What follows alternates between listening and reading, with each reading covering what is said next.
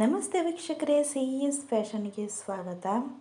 ರುಚಿಯಾದ ಆರೋಗ್ಯಕರವಾದ ಮಾವಿನ ಹಣ್ಣಿನ ಮಿಲ್ಕ್ ಶೇಕ್ ತುಂಬ ಅಂದರೆ ತುಂಬ ರುಚಿಯಾಗಿರುತ್ತೆ. ಮಾಡುವ ವಿಧಾನ ನೋಡೋಣ.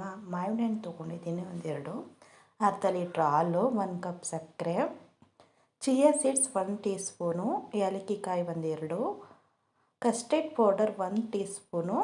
ಇದಿಷ್ಟು ಬೇಕಾಗಿರುವಂಥ ಪದಾರ್ಥಗಳು. ಕಾಯಕ್ಕೆ ಇಟ್ಕೊಳ್ಳೋಣ ಹಾಲು. ಹಾಗೆ ಚಿಯಾ ಸೀಡ್ಗೂ ಸ್ವಲ್ಪ ನೀರು ಹಾಕಿಟ್ಕೊಳ್ಳೋಣ.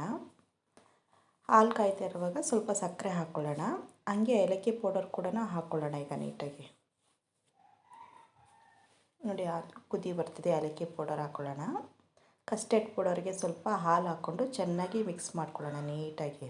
ಕುದೀತಿರುವ ಹಾಲಿಗೆ ಕಸ್ಟರ್ಡ್ ಪೌಡರ್ ಹಾಕ್ಕೊಂಡು 4 ನಿಮಿಷ ಚೆನ್ನಾಗಿ ಕುದಿಸ್ಕೋಬೇಕು.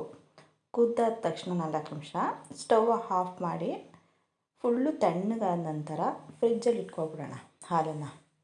ಹಾಗೆ ಮಾವಿನ ಹಣ್ಣನ್ನು ಗ್ರೈಂಡ್ ಮಾಡಿ ಇಟ್ಕೊಂಡಿದ್ದೀನಿ ಒಂದನ್ನು. ಹಾಗೆ ಒಂದನ್ನು ನೀಟಾಗಿ ಚಿಕ್ಕದಾಗಿ ಕಟ್ ಮಾಡಿ ಇಟ್ಕೊಂಡಿದ್ದೀನಿ. ಈಗ ನೋಡಿ, ಹಾಲು ಫುಲ್ಲು ತಣ್ಣಗಾಗಿದೆ. ಚಿಯಾ ಸೀಡ್ಸು ಹಾಕ್ಕೊಳ್ಳೋಣ.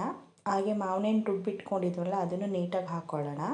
ಹಾಗೆ ಕಟ್ ಮಾಡಿ ಇಟ್ಕೊಂಡಿದ್ವಲ್ಲ ಅದನ್ನು ಕೂಡ ನೀಟಾಗಿ ಸೇರಿಸ್ಕೊಂಡು ಹಾಲನ್ನ ಫ್ರಿಜ್ಜಲ್ಲಿ ಇಟ್ಕೊಂಡಿರಬೇಕು. ಫುಲ್ಲು ಕೋಲ್ಡಾಗಿರಬೇಕು. ನೀಟಾಗಿ ಒಂದ್ಸರಿ ಹಾಕ್ಕೊಂಡು ಮಿಕ್ಸ್ ಮಾಡ್ಕೊಳ್ಳೋಣ. ಈ ಮಾವಿನ ಹಣ್ಣು ಕಟ್ ಮಾಡಿರೋದೆಲ್ಲನ ಹಾಕ್ಕೊಂಡು ನೀಟಾಗಿ ಚೆನ್ನಾಗಿ ತಿರ್ಸ್ಕೋಬೇಕು. ತುಂಬ ಚೆನ್ನಾಗಿರುತ್ತೆ. ಈಗ ಫಲಾದ ಎಲ್ಲ ಕುಡಿತೀವಿ ನೋಡಿ, ಅದಕ್ಕಿಂತ ತುಂಬ ಅಂದರೆ ತುಂಬ ರುಚಿಯಾಗಿರುತ್ತೆ. ಈ ಥರ ಒಂದ್ಸಲಿ ನೀವು ಮಿಲ್ಕ್ ಶೇಕ್ ಮಾಡ್ಕೊ ಕುಡಿದ್ರೆ ಮತ್ತೆ ಮತ್ತೆ ಬೇಕು ಅನಿಸುತ್ತೆ, ಅಷ್ಟು ರುಚಿಯಾಗಿರುತ್ತೆ.